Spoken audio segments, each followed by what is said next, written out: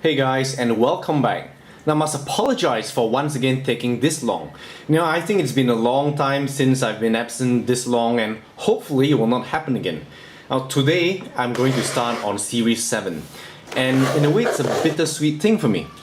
Firstly, you know that McFarlane Dragons ended at Series 8, but secondly, to me Series 7 really marked the beginning of the end, not just in a penultimate sense, but in the general treatment of the dragons.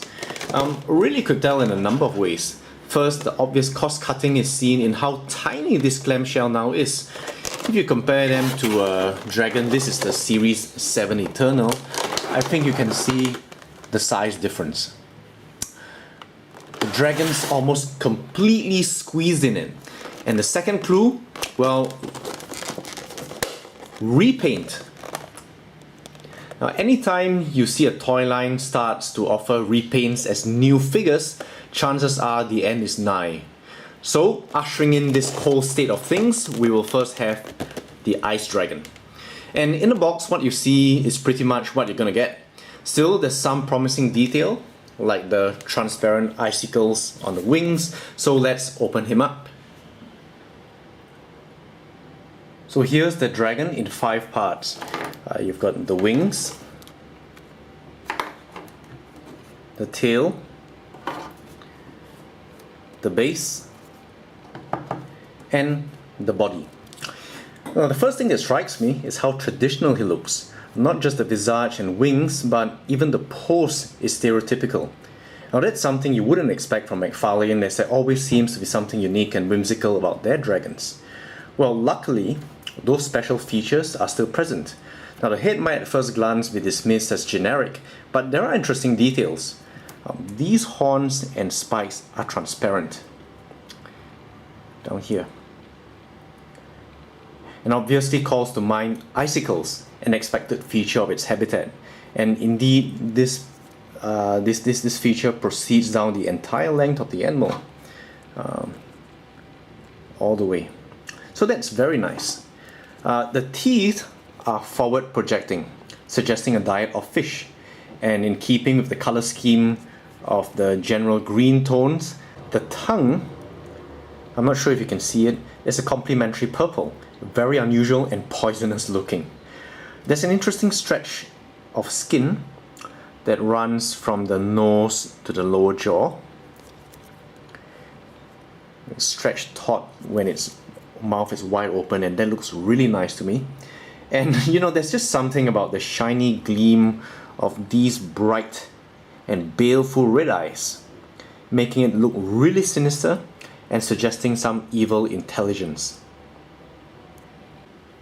Now, interestingly, this joint is transparent, which suggests to me that the whole dragon was actually cast in this material and then painted over.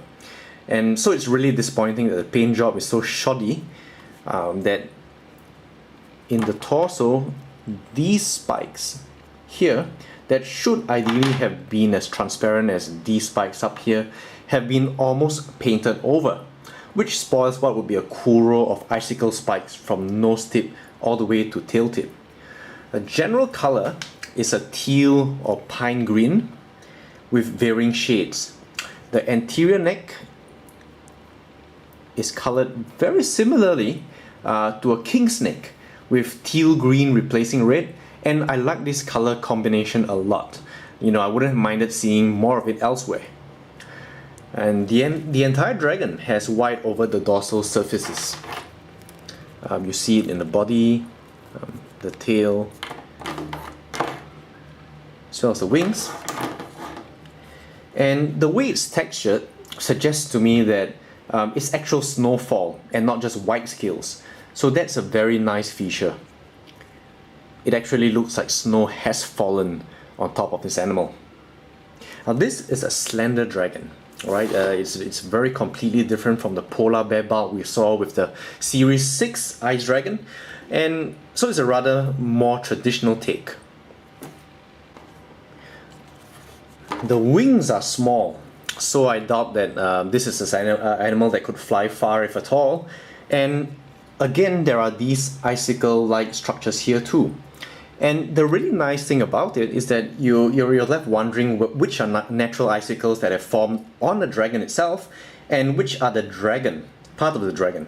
Though if you see how these supporting struts actually end up in these icicle tips, let me show you on this wing, it's a bit clearer. See these struts and then they continue down to these icicles. I'm inclined to think that most of it is part of the dragon's anatomy. The wing membranes have the same nice leathery and blood vessel detail you've seen on other McFarlane Dragons, making it look like an actual living piece of tissue. So that's nice, they've still got that there. Scale differentiation is nice too.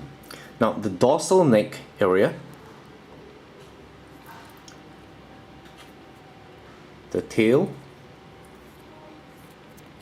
and in general I would say the thighs have the same rough mosaic cut look, while the forearms have finer, smaller and more rounded patterns.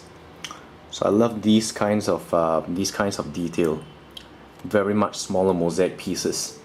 And the ventral aspect has again a different type of scale. Here, that's nice. And transitioning between the two, the ventral and the dorsal, you see here.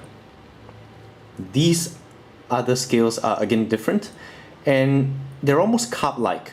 You know, they've got very nice relief and separation between each. There is a gliding flap here, which seems to be a continuation, or rather, which seems to originate from the lats. And this too is very nicely detailed in terms of the blood vessel-like structures here, both dorsally as well as ventrally. So again, very nice. As to the base, highly disappointing. This is a very plain outcrop of rock that has been hastily dabbed with white, with no effort made to look like snow deposits, the same way you see here on the dragon. So basically what you have is just this base color, and then on top just a wash of white. Very sloppily done. I wish they would have just painted the whole thing white rather than give us this obviously lackadaisical presentation. But let me put the whole thing together. And here we have a dragon that, the sloppy base aside, actually looks really cool. The claws took some finagling, but look like they're actually gripping the rock here,